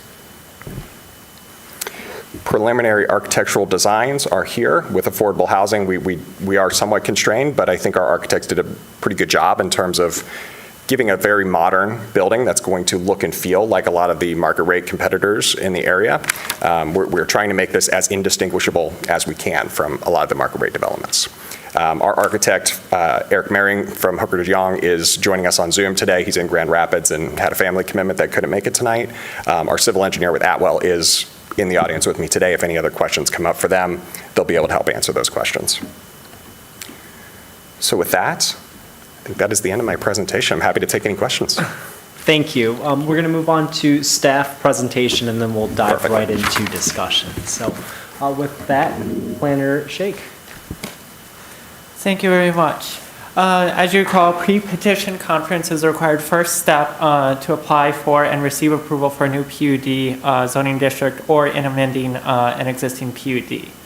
The petitioner explained some basic information about the site layout and did draw attention to a few factors. Specifically, the project site is adjacent to a hotel just to the south, and several residential uses are located relatively nearby. Across the street is a shopping center. And while the 2009 comprehensive plan land use element recommends office uses for this area, the 2013 South Street corridor plan recommends mixed use and a variety of uses for this area. Staff suggested comparing this potential PUD against existing office, R4C, R4D, and R4E multiple family dwelling districts as alternative zoning districts. Specifically, in comparison with the existing O district, the proposed building, the building as proposed has an FAR of 108%. Under the current O zoning, the maximum FAR would be 75%. So this increase in FAR allows for more density on the site, and as arranged in the site plan presented, allows for approximately 30 more affordable units on site. PUDs offer petitioners more flexibility on uses while providing for long-term protection of affordable housing through the supplemental regulations. As we've seen, built into the supplemental regulations of PUDs that have affordable housing, we write that in as one of the essentially specific zoning regulations for the site. Affordable housing also is a priority for the city and is one of the explicit purposes of PUDs as defined in the UDC section 513.9. The provision of the 66 dedicated affordable housing units is a public benefit consistent with the PUD standards. Staff, however, requests clarity on several of the areas of the proposed plan. Although restricted due to Affordable Housing Finance Program minimum parking requirements, a reduction of parking on site could provide for more usable open space. All alternative configurations of the site should be considered. Further refinement of proposed sustainability elements is requested. Feasibility of all electric powered or potentially all electric ready buildings should be explored. Connectivity, especially pedestrian and non-motorized forms of transportation, should be explored along the South State Street frontage. The proximity of nearby walkable commercial services may warrant crosswalk improvements. Staff is supportive of the PUD request. However, encourage further explanation from the applicant on the items noted above, along with their plan as it would move forward to meet the standards for the PUD zoning district. Thank you. Thank you. With that as a pre-PUD petition, there is no public hearing, and we'll go right into discussion. So do we have any commissioners that want to kick this off? Commissioner Weich. So I just want to start with the 60% AMI. How do you peg that? I don't know if that's a applicant or staff, like who sets it? So I have from the Housing Commission the 2021 numbers of what that would look like, but then this might not be built till 2025, 2026. So who sets the number for 60% of AMI? So I don't know who answers that question, but that it goes to the PUD because it's going to set the baseline for its affordability. So I'm just trying to understand who's responsible for setting that quotient. It's a great question. So those are published by HUD every year, and it's on a county by county HUD. basis. So you're going to use the HUD numbers, Exactly. not the numbers that are specific to our county. They are specific to the county, so HUD publishes them for every single county in the United States. Okay, so great. Washtenaw specific would be what. All right. Any clarity from other planners on that before I go to my next question? No, that's correct. Okay, great. So then, The question that I had, one, I think it was very helpful for you to explain that in order to get the funding from the state, you need to have a 2-to-1 parking. I think when this comes back, that needs to be noted. It needs to be noted very clearly because this is a lot of parking. And so when I first looked at this, I was like, look, once again, we have more parking than housing. Yay for cars, because they get a lot of space in our developments as opposed to space for people. So I think that needs to come forward since the PUD will first come to this table and then it will go on to council in order to be approved so that we can explain to the public why you have to have as much parking as you do. And that's mainly for you to create your funding, your capital stack, correct? Right. So, but that is lost on a lot of people. I did not understand until I sat at the table that there are all these requirements that you have to meet in order to get your funding stack to work out for you. With that, how are you? I know it's early and you just have a rough architectural, but you have a lot of frontage on State Street. It's a very busy street. I'm pretty sure it's higher than Washtenaw in terms of its car traffic, and that was at 35,000 cars a day. So we're probably looking closer to 40 or 50. How are you handling noise? How are you handling light pollution? How are you handling the environmental nature of that many cars with that much exhaust on a frontage that people, are going to interface with? So how does that work in terms of insulation, air circulation, noise mitigation, things along those lines? So as you build this out, I will ask that question again when it comes to the table. The other thing that I am interested in is, well, first let me say, thank you for bringing this housing here. Like that's always in the forefront of my mind, but I don't always say it out loud. So let me say that out loud. We want this housing. We're glad that you are willing to develop land and to build housing in our community. So that's a win for all of us. I think the other thing I'm concerned about is because it's such a busy corridor, this is a hostile environment to pedestrians. You cannot, I try, to bike to Costco from my house over near the 4th Ward, and this is not a safe zone to go. It's not even a safe zone to drive your car, because as people come off of 94, they want to be in the lane that you're in. And someone hit and totaled my car because I was in the lane and they wanted to be in the lane, and the laws of physics don't permit 2 cars being in the same lane at the same time. And it was for naught. Like, it was just kind of crazy. So who are you working with to address some of the pedestrian issues that are going to be there? Because you're on a landlocked side of State Street where there are no amenities. All of the amenities are across, I think, 7 lanes of traffic if you count the Michigan left turn lane in that space. And this might be closer to the U-Haul, so it's even worse. And people are going to cross this street. They are not going to walk all the way up to Briarwood where there might be a light, and they're not going to walk all the way down to the First Merchant Bank where there might be a pedestrian crossing. They're going to cross right in front of this building. So as you begin to work on this, can you please work with traffic, engineering, street design? I think we have a new State Street improvement corridor group that just got formed at council. Is that correct, Commissioner Dish? Business improvement zone? I'm not sure if it extends to this area. I thought it was State Street all the way down, so, but maybe not. You would know better than I. But somebody, we need to be working with somebody to improve this, because there's a new grocery store that's coming into Briarwood as well as some other amenities. And so how do folks get accessibility to that? So that could be through a shuttle. It could be through you working to improve the pedestrian space, but that's something I would bring up again when this comes back. Thank you. Thank you, Commissioner Weich. Any other commissioners? Commissioner Weatherby.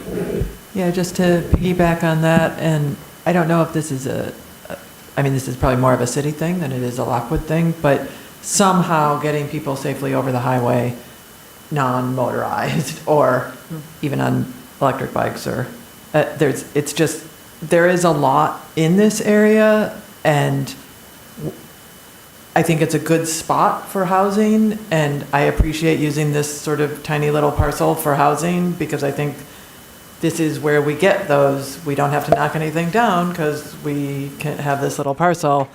But it just, I think a hike, walk trail is not really a thing.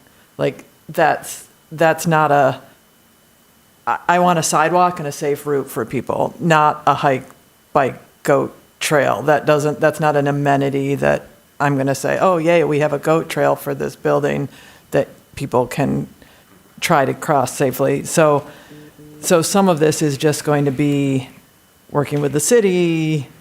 Some of it is going to be the city having to do it regardless of who's there or not there. But I agree, that's my biggest problem. I think there's a lot of amenities. I think the bus transit is great. I think it's actually really close to everything. It's in a spot that we don't think about too much, but it is a good spot and close to things. But that's my biggest problem is how are people going to move around there outside of the building. But on a good note, love the idea of balconies, love the idea of amenities that are not substandard for housing, even though it's affordable housing. The other thing that, and this is just, I don't know if it's ever possible, but with Costco right there, one of the problems with really affordable units is tiny closets.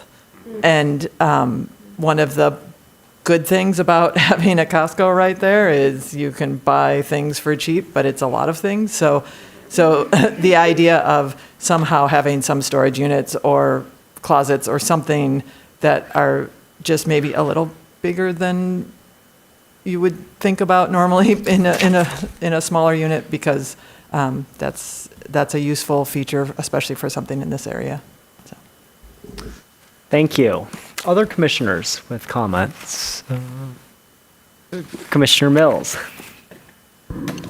That brought back like class memories. That was still the professor. Wow. Sorry.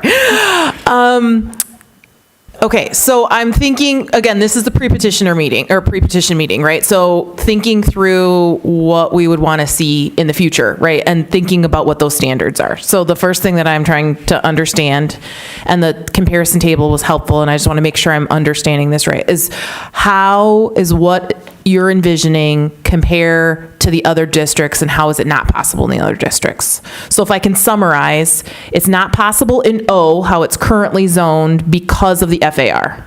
Yeah, I think that was established. And the reason that it's not, the comparison is also to the other residential districts or some other multifamily residential districts. And it fits the density of R4E, but it doesn't meet the open space requirements. Is that what I'm picking up? Like, it doesn't have as much open space.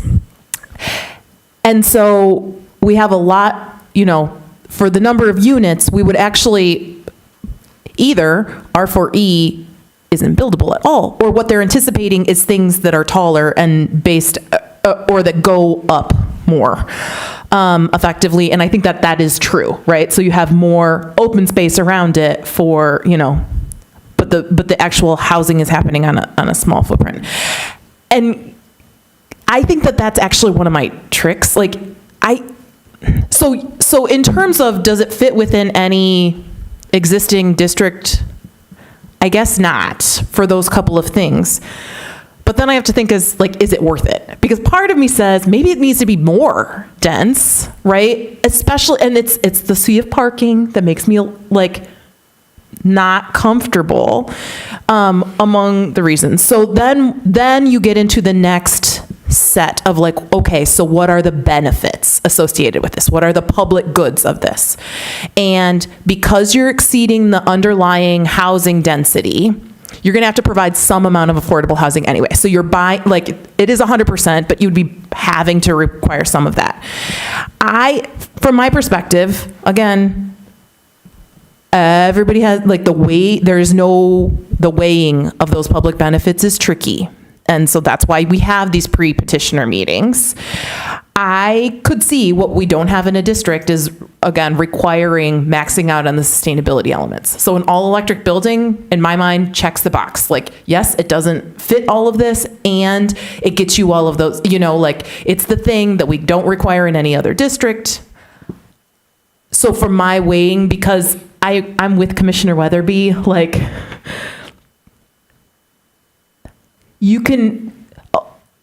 there's not so many kind of amenities on the site. It's like a sidewalk to nowhere. It's really tricky to be a pedestrian on the east side of South State Street. And once you get to the U of M kind of property, like the sidewalk just ends, and then it's really unsafe. And so the infrastructure, I think, needs to catch up, but I think that there's a lot of infrastructure that's needed, and it's hard to justify, like, it's inappropriate to justify it with 40, not tons of units. And this is where it's like, well, maybe it needs to be bigger, right? But then, especially if you've got these parking ratios, I don't know how that works out. So that's a whole bunch of babble. Just to tell you, like, I think that these are the things weighing, and I could totally see checking does it have public benefits if it includes the sustainability element, because I think that you can hang your hat on that easily. Thank you. Any other commissioners? Commissioner Norton. I'm new at this, I'm going to maybe ask some dumb questions, but there's so much parking. I'm looking at the aerial map. There's so much parking in this area. Is it possible to do a shared parking kind of arrangement so they don't have to build all that extra parking, but could share parking with one of the industrial sites surrounding it as an option? Is it possible to maybe start thinking about solar arrays on top of parking decks to start adding solar, which, by the way, would be nice weather features and cooling places for cooled parking? Could you guys be thinking about being creative that way? Could you think about, I'm an active user of the bus system. I hate it standing on a busy road where there's no shelter. Could you put in a bus shelter for the people who are going to use the bus? The pedestrian crossing, I mean, yeah, I know that you guys are just trying to build affordable housing. Could you maybe do more stories to get more people in, to give you what you want to do, and then add some of these other features to make it work better? I don't know what's possible under the city rules, because I haven't learned them all in detail yet, but be thinking creatively about minimizing how much parking you have to put on site, and maybe put solar arrays over that, and then enter agreements with neighboring property owners to use some of there's like empty parking lots everywhere around this building, this site. See if you could take advantage of that. I think would be a good thing to explore. Thank you. Thank you. Other commissioners? Councilmember Dish. Yeah, you're welcome to address some of the questions that are being fired at you. Not in a bad, I didn't mean that in a bad way.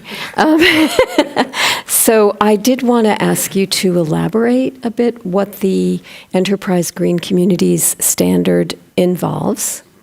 And are you foreseeing an all-electric building? Yes? Yes, you are. Okay. That's great. And on the, I would love to know if more stories are possible. I think there are limits with MISTA, so that may not be possible, but I don't know that. And I did want to just pick up on the extremely insightful thought of giving people access to additional storage, maybe not in their units, but possibly rooms with storage lockers or something, because, when you get the 32 rolls of toilet paper from Costco, which is so excellent, but, you don't want that in your one bedroom or even two bedroom apartment. So, and that is such a benefit for people. I mean, it's so cheap, and the giant laundry soap. So, I'm really glad you brought that up. So it would be great to figure out a place for that doesn't diminish the floor space of units, and maybe can work around some of the limitations that MISTA has for you. So, but if my math is right, you are well under the 2-to-1 thing that MISTA is asking you to do already. So even though to us it looks like a sea of parking, you seem to have wrangled them to allow you to underpark. So please come in and talk to us a bit. No, this is fine. It's intended to be interactive, so, yeah. Well, perfect. I'll try to hit on all of these because I think a lot of different commissioners have made awesome points here. So I'll start with the last one being the storage component of this. So this is something that we will absolutely do our best to work into this, and where my mind has been going during these conversations it's always hard to use the dead corners in the inside of a L-shaped building like this. So that's why we put the elevator core there. Not only is it the most easy for folks to come into the middle of the building and then branch out to their apartments, but it's dark, you don't get the natural daylight that you want to come into a lot of different apartments.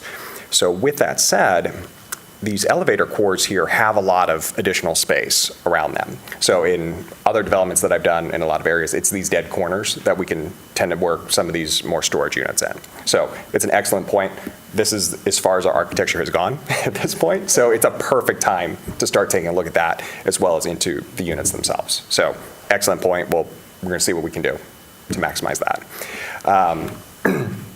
With the financing through MISTA, this is where things get really challenging because I like to think of these things as just a series of levers where I push one up and I push one down. I've got to kind of get this to balance because it is so competitive.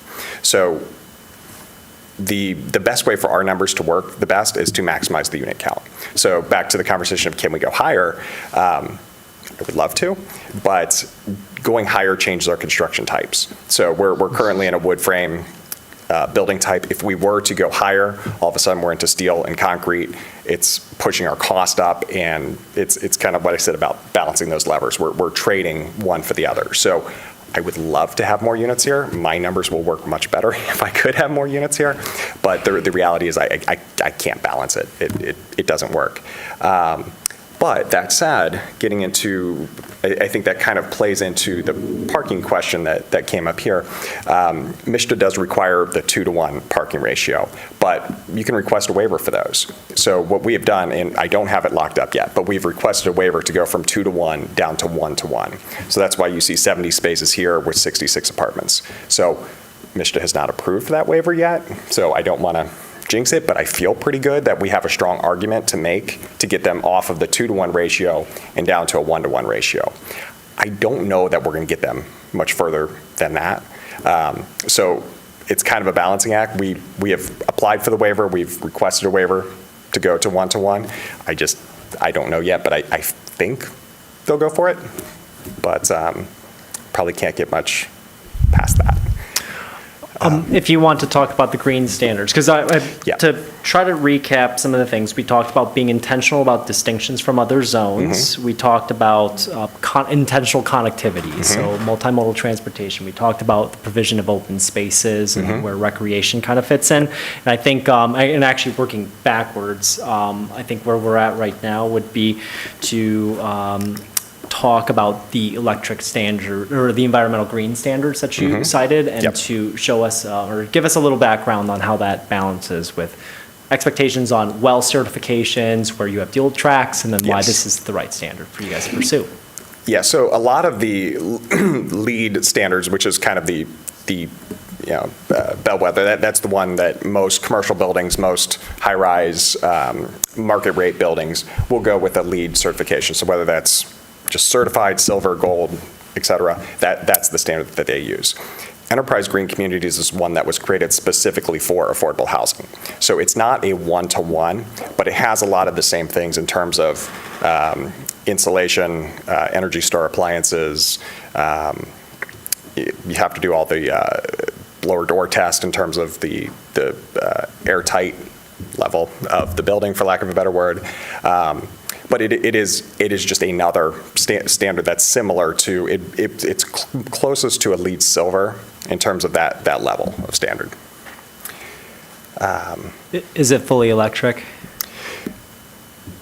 Probably. So that is the direction that we're designing to. That is where we are going based on the feedback that we've received from city planning over the last 9 months that we've been talking with Julia and Matt about some of this stuff. There are a lot of constraints with the way that the low-income housing tax credits work with the utility allowances that we're allowed based on whether we're using gas or electric. So there is a significant cost to doing electric, not just in terms of installing it, but what we can collect in rent from the residents, which then in turn ends up sizing how much of a mortgage we can get to actually build the property. So it's one that we are currently working into, and I would not bring this forward to you without having a concrete answer to that. So I always try to underpromise and overdeliver. So that's me saying, I think so. Okay. I want to. Yeah. That's the direction we're going, and we know we have to have that answer before we come back. Got it. Thank you. Connectivity. Let's talk transportation. Yep. I think one of the I'm sorry. Go ahead. Yeah, Commissioner Go on. Weiss. So with the MSHA, it's a competitive process, so you're not actually guaranteed to get a funding allocation. We would know in November if we were successful. Okay, and it's based on the presentation that you present to MSHA? Correct. Okay. Great. Thank you. Thank you for the clarification. Let's move on to connectivity of, I love the idea of bus shelters, of creating intentional spaces for how this site connects. It is kind of a hostile site, but that being, just from a pedestrian standpoint, but that being said, I actually like the idea that we're trying to minimize setbacks, because the closer buildings are, the more visual attractions, the built environment will try to intentionally slow down drivers.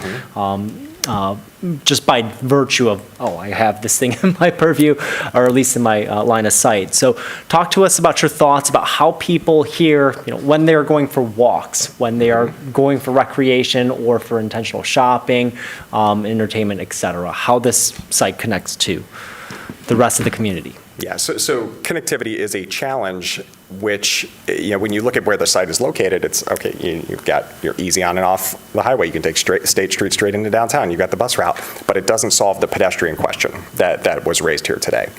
So I don't have a good answer to that, other than to say that we would love to work with the transportation engineers, both that we will use with our engineering group as well as the cities.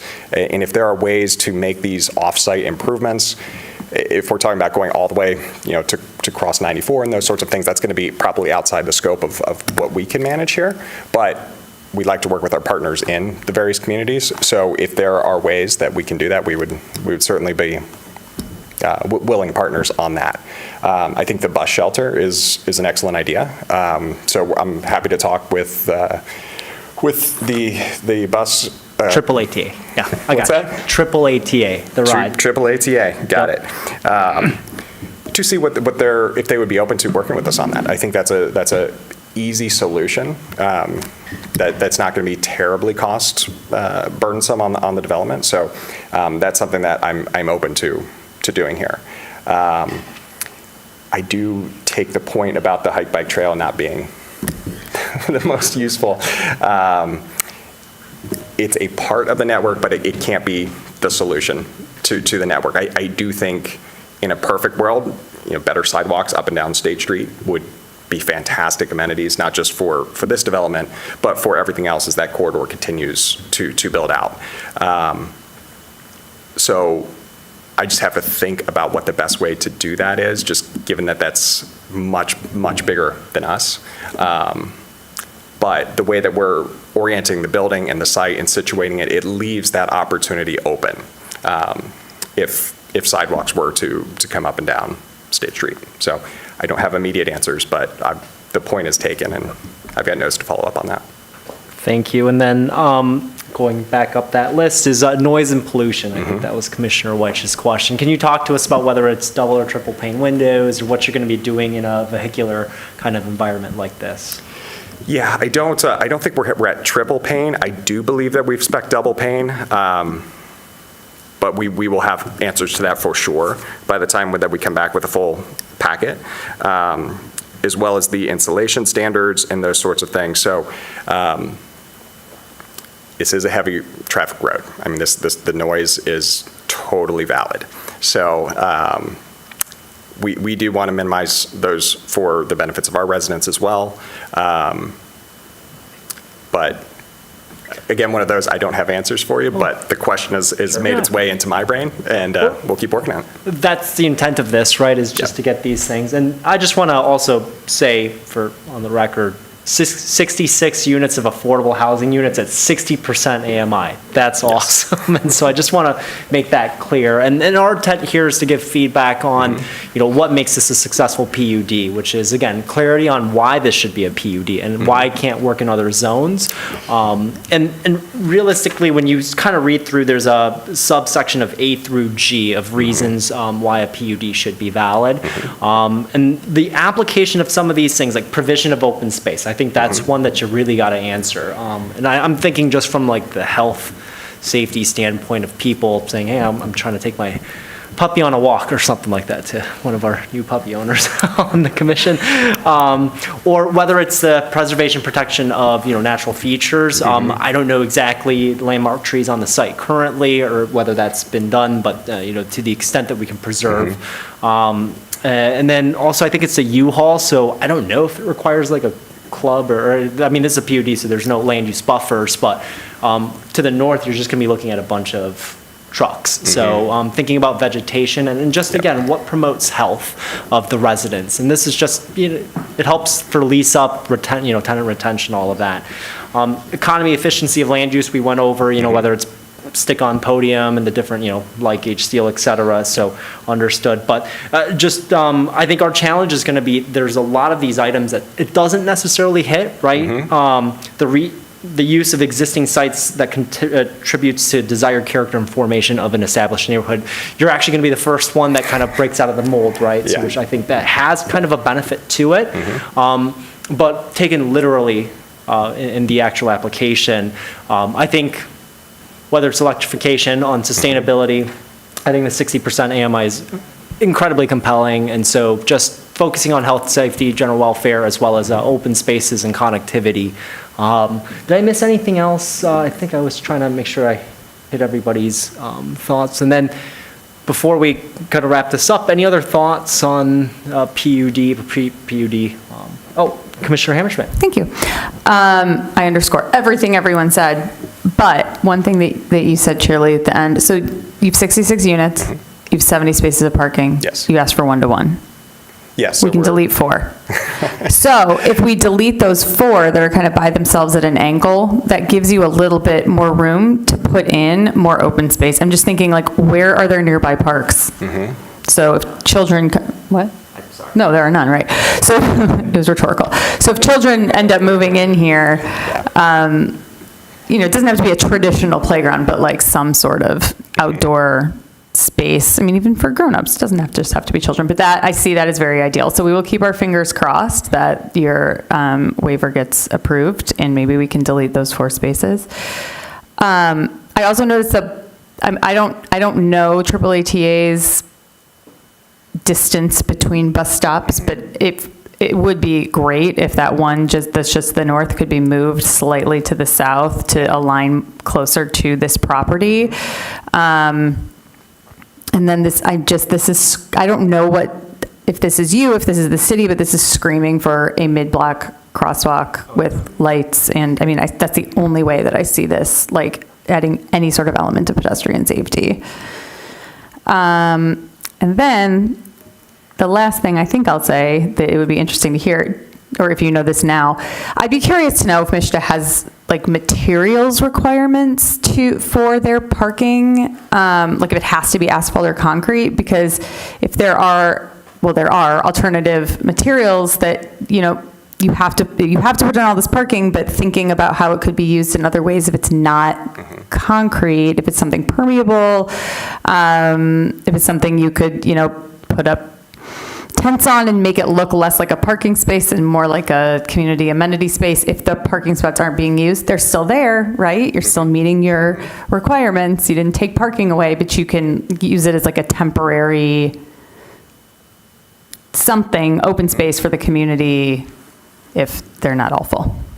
Yeah, these are all excellent points. So I'll start with the mid-block crossing piece of this, which is a much broader city discussion than us, but it's a discussion that we need to have for a few different reasons.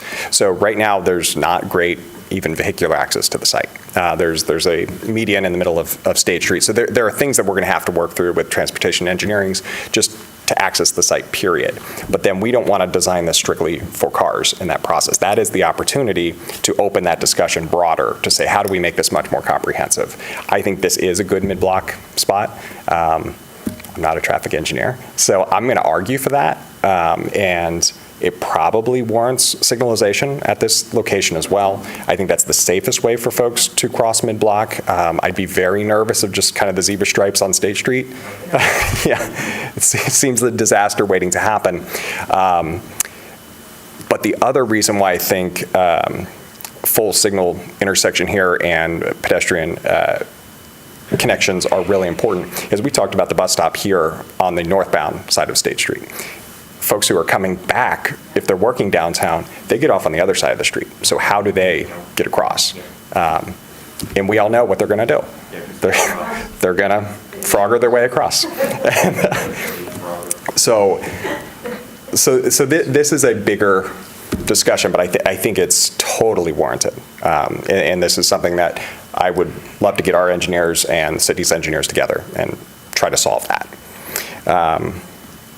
The permeable parking, I've done this on other projects, but not in the affordable space, mainly just because we are trying to balance things on the head of a needle. So I think it's a good idea. It's one of those that I'm going to put in the basket of I would really like to do if the numbers can support it. That is unfortunately the name of the game with the affordable housing piece is it's always what can I fit and still make this work, because it's not like a market rate development where I can just charge more rent and make it work. So I think it's there. Any sort of, we don't have any sort of covering or carports or anything over these. So that's something that we can explore as well on the solar side of things. Can we cover? Yeah, we can take a hard look at that. I think that should be possible. It's one of those, let me make sure the numbers work and we'll come back with a full plan, but I think it's worth exploring. And then you'll move those forward. Oh, yeah. Oh, yeah. If you tell me I have to, I will. My only caveat is we shoot for 1-to-1 and then parking for the employees and residents there. So the community manager, the property technician, so that they have somewhere to go. Could they park at the hotel next door? Maybe. That's a conversation we need to have with them. The other conversation I'm trying to open conversation with them is for emergency access. So we've designed kind of a breakaway gate there if an ambulance can't get in off of State Street, if they need to come through that parking lot. So lining our driveways up with their driveways, putting those breakaway gates so that folks can get there. So we do want to work with our neighbors, try to coordinate things as best as possible. And if they'll let our employees park over there, we can probably get rid of the 4 spaces. So. Thank you. Commissioner White, you wanted 2 more points. Yeah, so one, in Ann Arbor, we are hearing from developers that the utilization of parking is 0.7 per unit. So if you're already going to ask for a waiver, you could make it specific to Ann Arbor and sort of say, so that's what we heard from Beekman. And then I did want to come back to Mr. Garber's question that he asked earlier to see if you wanted I wanted to give you an opportunity to answer his question. You could choose not to, but he can't ask you directly, so we're going to proxy it this way. That project predates my time with the company, so as he was making those comments today, I was jotting notes down to look into this. So unfortunately, I don't have specific answers on that tonight, but we will get answers. Any other commissioners with pre-PUD feedback? Okay, with that, we'll conclude, and I hope we gave a pretty succinct summary. Thank you all. Yeah, great. Thank you for bringing this project. So, okay, that brings us to Section 10C. This is the approval of the 2024 Michigan Association of Planning Conference expenditure for a planning commissioner. I think the proposed motion is that the Ann Arbor City Planning Commission approves the expenditure of budgeted funds to sponsor a commissioner participation in the 2024 MAP, the Michigan Association of Planning Conference. We'll go to staff. Thanks, Kelly. Thank you. Yes, we do like to offer occasionally, we have a small budget for professional development and continuing education, both for staff, but we have a separate set aside for the Planning Commission. And Commissioner Abrams said that they would like to attend this year. They're available to attend a single day of the conference, so it's a little less. So we do have still space to send some other folks for the conference for either a single day or if you want to attend the whole thing, depending on hotel costs and so forth, I could see what we have left over. So I just wanted to put that out there. I left the motion general so that it wouldn't be specific to a single commissioner in case anyone else would like to contact us. I will be, this is a little time sensitive because the early bird rate is next Wednesday, and I'm out of office and return from tomorrow until Wednesday, so you'd need to follow up with Manager Leonard and our Administrative Assistant Courtney Manor. Thank you. It's an excellent opportunity. You learn a lot, and I'm in support of it for Commissioner Abrams. So, given that it's budgeted, I would say, any other discussion on this? Bob, we'll go with a vote. Does this have to be a roll call or no? It can be a voice vote. Okay, all those in favor say aye. Aye. Any opposed? Seeing none, the motion passes. Thank you. All right, we're going to go into agenda number 11, which is public comment on any issue. This is a second opportunity for individuals to speak up to 3 minutes on any issue. We'll first hear from those present, then remote participants. You've heard this before, but to speak remotely, please press *9 if on the phone or use the raise hand feature on Zoom for phone access. Please call 877-853-5247 and enter meeting ID 977-6634-1226. City staff will identify callers by the last 3 digits of the phone number or by name on Zoom. You'll hear an announcement when it's your turn to speak, and please ensure that you're in a quiet area and mute any background noises. For all participants, please state your name and address at the beginning of your comments. Do we have anyone present who would like to address the commission?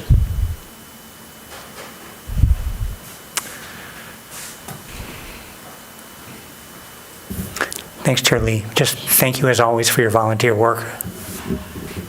Thank you, Mr. Garber. Do we have any remote callers?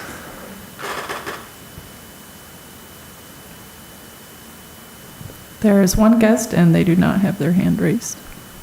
Okay, give them just 3 seconds. Okay, with that, we'll close public comment. All right, we're moving on to commission proposed business. Are there any? Oh, yes, Commissioner White. All right, so one, can we add to our lobbying effort to lobby Mishna for a reduction for their parking requirements? Because that's a real capital stack issue. And I feel like if we are communicating up to say there are developments that could be built here, but your requirements are preventing them from being built here, which does a disservice for what we want to do, which is to have space for more people to be able to live, as well as in sort of cities like Ann Arbor. And I'd be happy to draft a initial letter and send that along to whoever would like to edit it or correct it or send it. But I don't know what the process would be. I know we do have a lobbying capacity now. Because it's not like a legislative body per se, I don't know if lobbying would be the correct course of action, but I don't see the harm in a letter. I'm just wondering if it would better come from city council than the Well, could planning we commission? start it and then we'll have it and then you decide what the best course of action is so that we don't have to decide today? Yeah, I do know that this is brought up perhaps through the Ann Arbor Housing Commission and other parties in Ann Arbor. I don't think that MSHDA is unaware of our local interest in parking reduction and having flexibility in that regard. I think my impression is that we're driving the pressure for that with MSHDA, but I will definitely note it down and we'll consider with Manager Leonard what proposed course of action is. Go ahead, Matt. It looks like they just changed it. So there's a memo from July 23rd, 2024. I'm already at the cutting edge. Yeah. was very well, quick. if they just changed it, I mean, I'm not saying don't write it. I'm just saying, they changed it a month ago. They changed it from 2 to 1 to 1 to 1 per family. So, all right, 66 spots it is. Great. Now we'll write the letter to say go to 0.7. My second point is I'd like to pass this up to the comprehensive planning subcommittee, which is, once again, we have the comprehensive plan subcommittee. Aren't you on that? I am, but I'm not permitted to speak directly to them, so I have to go through staff, so I'm communicating to staff. Here again, I think this is like the third time in about 4 to 6 months that we've had a developer come to build something that we want, which is affordable housing, but our code prohibits it as it is currently written. And then they have to go through an onerous process of the PUD. And as I was talking to Mr. Kowalski before he left, the requirements of the open space is one of those barriers that is making this more challenging. And especially as we are landlocked, as it were, our boundaries are set, except for the township islands that exist within the city. To be dedicating so much of the developable land to open space may be having an unintended consequence of preventing us from getting the housing that we so desperately need and want, and more importantly, getting affordable housing. So my concerns here come because we continue to hear from affordable housing developers who cannot build what we say we want. Our code is saying we do not actually want you to build that. And I know it's changing, but council just put us on notice that they're going to ask us to make some in-time changes to the UDC. And so this might be an opportunity for us to marry these things together so that we maximize staff time and we can get the kind of housing starts and developments that we want. Thank you. I'm not sure if that's ORC or comp plan, but definitely taking a look at open spaces. Commissioner Norton. Just to piggyback, if staff is going to talk to Mishta, other things to explore, allowing them to recognize sharing parking with other neighboring property owners who have excess parking that's never used would be something to lobby. And then maybe even, the University of Michigan subsidizes the use of the bus system. Maybe developers of properties like these, instead of building parking spots, could provide discounted bus fare for a while for families to use and get out of the parking requirements for Mishta that way. So just a couple more ideas to kind of jot down I don't know who's doing that, communicating with Mishta, but other ideas to maybe pitch to them to think about trying to create flexibility. Thank you. All right. Oh, Commissioner Mills. If we're adding on to Mishta communication, I wasn't going to bring it up, but if they required a waiver or they needed some sort of permission for all electric, that seems like something that should be in that communication too. Like to have special permission in order to have all electric. That's gone. Oh. Amazing. Awesome. Just like the parking multiplier change, they are hearing us. Thank you, Mishta. So never mind. Thank you. Councilmember Dish. It does sound, however, as though there might need to be a further adjustment to the utility allowance as a proportion of the rent, because under current ways of doing things, electricity is still more expensive. It's not always going to be that way, but right now it is. So, but I'm sure, all of these things, though, remember when Jennifer Hall came and talked to us about the many headaches that she was having at 121 East Catherine, she's definitely been talking to them about this. So maybe we could coordinate and ask if there's any other way we can talk to them more forcefully or even more sweetly, whatever it takes, recognizing what they've done and the things that are still a constraint. Because we just heard really forcefully, I can only, electrification will be a barrier to me if it doesn't fit, if I can't make it fit with the utility allowance. So. Thank you. Any other commission proposed business or memos to Mishta?